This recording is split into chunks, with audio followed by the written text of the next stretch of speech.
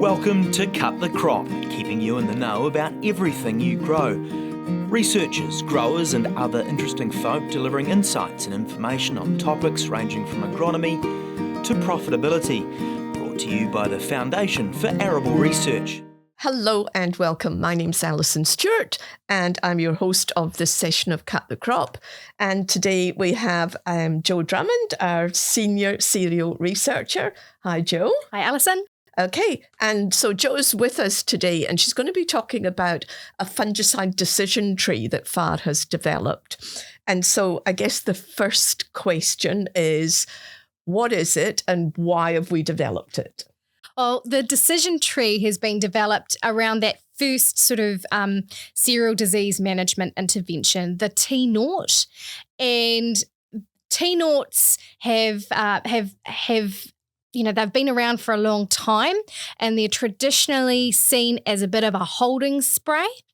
But given the environment that we now live in with sensitivity shifts and regulatory changes and grain prices dropping from where they were a few years ago, we need to be really, really careful with our applications and making sure we understand the value of each of those applications, because going forwards there are going to be some changes that we'll need to think about that may make that cheap and cheerful application not quite so cheap and cheerful anymore. So we need to ask ourselves some pretty tough questions before we reach for the chemical shed. Yeah. So the decision tree is basically a series of questions that growers have to answer that basically inform them about the value or whether they should be putting on the T0. Yep, absolutely. And primarily it's around a cultivar stewardship and chemistry stewardship approach. And we don't want people spending any more money than they need to.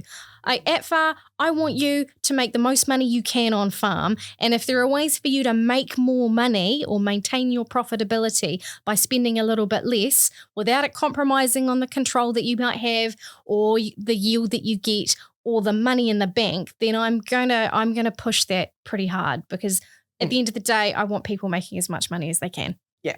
So let's just go through the key questions and the rationale for those questions. Absolutely. And, you're going to be coming to think of those things in sort of September time when your crop is reaching around growth stage 30. So the first question you have to ask yourself is, what is actually in my crop? So what diseases do I have in my crop? Because that is going to help determine whether or not we need to make an intervention or not. So the first thing you need to ask is, do I have stripe rust or do I have powdery mildew? And if you have either of those diseases, it might be a good time to look at our cereal disease management strategy, because getting on top of those diseases is going to be quite important, and it may look a little bit different to what a Zymo or a Septoria triticide blotch approach might look like. So if the answer is yes, you do, check out our cropping strategy, talk to your rep. If you don't have those diseases in your crop, you need to go to the next question. And the next question is, do I have a very high level of Septoria in the base of my crop? And when I say a high level, I mean absolutely plastered. I don't mean a couple of pycnidia or a couple of brown bits with some little black dots on them. I'm talking it needs to be there in a really high amount for it to be considered high pressure. Generally coming out of winter, winters are wet. We've reached, the sexual phase is finished. We've had all that spore movement. Now we're into rain splash. So it's really likely that there are going to be little bits in the base of your crop. If it's heaps, then we worry about it. But if it is not, then a T0 is unlikely to help you in this instance. So that's the first kind of stop-go point. It's unlikely to help you if you don't have a high level sitting in that base. And there are a number of reasons why that will be, and we'll talk about that as we go through the decision tree.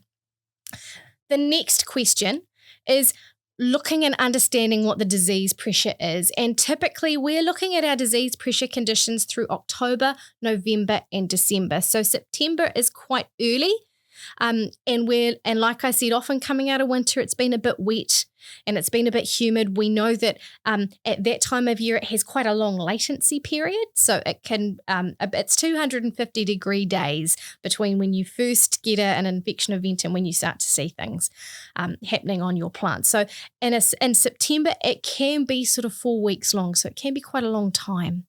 And the warmer it gets, the faster it cycles, which is why that November, December time and through October is when we start to see things move up the plant.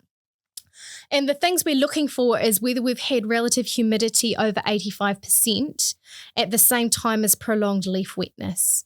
So those two things are what we're going to be looking for. So if you have had those things, you need to think about something else. But if you haven't had those conditions, it's unlikely to help you because you need to have both of those things at the same time for disease to progress up the plant. Nothing stops septoria like dry weather. So if you have had those conditions and you are worried, the next step is to look at the disease rating of your cultivar. And this is really, really important because, again, it's about having a really strong foundation, and a cultivar with at least an intermediate resistance to Septoria triticide blotch is going to do quite a lot of heavy lifting, particularly in those early stages. It's the cultivar resistance in the early part of the season that's really keeping it at bay. And we want it to do its job. And I often get asked, but we want to protect our cultivar, so we protect our cultivar with chemistry. You actually need to think about it like the cultivar will protect itself, and it's about exposure. So the greater the exposure, the more times you expose chemistry to the pathogen population, the faster it moves. So by throwing more chemistry at it, it sounds like you're doing a good job and you're keeping it nice and clean, but actually you might be damaging the chemistry and the cultivar.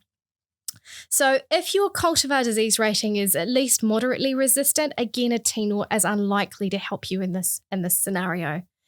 If you have something that's really filthy, a really susceptible cultivar, you need to think about the other cultural things that you might have put in place, like your sowing date. So the earlier you sow and the more susceptible the cultivar, the greater the risk. So if you're in a position where you've sown a cultivar that's known to be highly susceptible and you've sown it early, that might be a time for you to think about the types of strategies in our cereal disease management handbook that's currently being written in its new edition, but the 2022 edition is still available online. So if it is, if you are in a really high risk environment with a high risk cultivar and a really early sowing, and hopefully we wouldn't be because hopefully we've learned some things about how that works, then you need to think about what you're going to apply. And that's the next big tough question, because the olden days, I've been at FAR for 10 years now, and when I first came to FAR, the approaches for triazoles look really different to how they look now. And that's primarily due to sensitivity shifts in the pathogen population, and those are ongoing.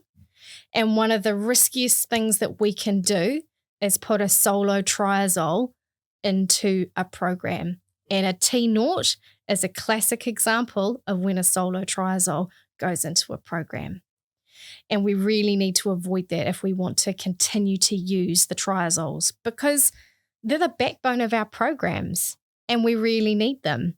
So that cheap and cheerful epoxyconazole that you might have gotten away with even 3 years ago is no longer going to be the thing that works. So have the growers got options?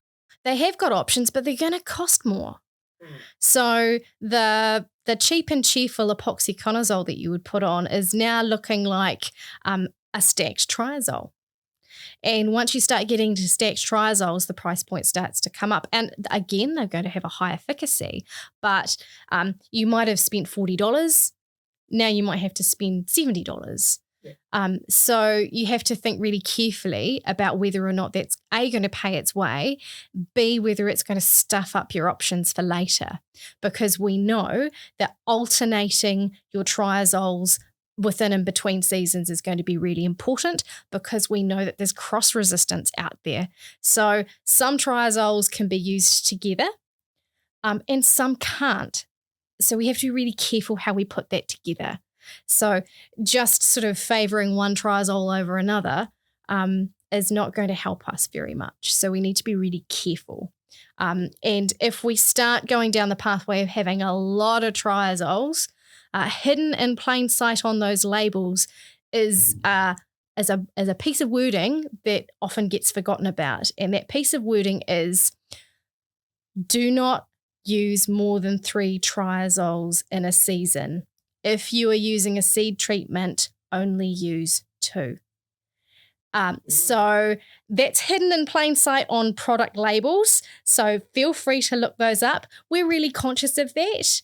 And we're trying to make sure that we follow the resistance management guidelines where we can, but we're not going to do it if we at the expense of yield and profitability. So we're trying to, so this really helps you really rationalize out what is happening in your crop and what you might need to think about before you reach for the thing that's easy.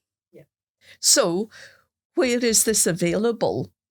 At the moment, it's available online, and it will feature in our cereal disease management strategy, and it will also feature in our Lighter Touch series of events. So there's going to be a number of different touch points, and also once we get to September, we'll be resuming normal programming with our field events, where it will feature pretty strongly in those events too. And there's also a decision tree about the late fungicide applications, which we'll get to towards the end of the season. So there's lots of different touch points where you can find this information. I mean, it sounds really complicated, but the reality is it is a fairly simple, straightforward series of questions. Yes, no, helping you make that decision, what is the real value of that T0? And wherever growers don't need to put a T0 fungicide on, we don't want them to put one on. I want them to make as much money as possible and retain access to as many tools as they can. And if by doing this, this enables us to be more profitable, if by doing this it enables us to retain access to chemistry for when we need it, because we don't want to be in a position where we've wasted our shot and can't use it when we really, really need it when we get to growth stage 39, because we know that when you need your big guns, you need your big guns. Yeah. And we want to keep them as much as we can. So here's a bit of a nitty-picky question. What do the chemical companies think about this? Are they supportive of this type of strategy? Well, interestingly enough, with this decision tree, there are a number of logos that sit at the bottom of that, and we've actually developed that in conjunction with our Fungicide Resistance Industry Initiative. And what we've done is we've got the chemical companies that sort of manufacture the common active ingredients that we're going to be using together, because we've all recognised that product stewardship is going to be one of the biggest things facing our industry. And each of those players understands that no one company can eat all of the pie anymore. Everybody has to work together to ensure that our products have longevity. So what that means is focusing really, honing all our attentions to the applications that are going to be the most important, and understanding where we can maybe take our foot off the pedal a little bit. So we do have support of the industry in this, and that's really important because, in the past it might have felt like FAR is crusading and saying you must not do this. What FAR and industry are saying together is where things are going to likely give you the best impact, and you can make that decision. And if you don't know where to start, the decision tree will help with that. Yeah. And as you said, it will be part of the disease management strategy that's coming out in September, October. Excellent. Any other comments that you'd like to make, Jo? Well, there's a lot of work going on in this space. So come along to all our events if you can, or send your reps along. It's there's something out there for everybody to learn from this process, and it's been supported by a Lighter Touch, which enables us to put in a huge amount of research behind the scenes. So come to events, ask us questions. If you're not sure of anything, I think question. That's the biggest thing. If you're not sure about something, question it. Always question it, and we're happy to be there to listen. Yeah, and answer. Okay, great. Thank you very much, Jo. And thank you very much, listeners. Have a great day on the farm. Thanks for tuning in to Cut the Crop, presented to you by FAR. If you'd like to know more about any of the topics discussed or have any suggestions for future topics, go to www.cutthecrop.co.nz.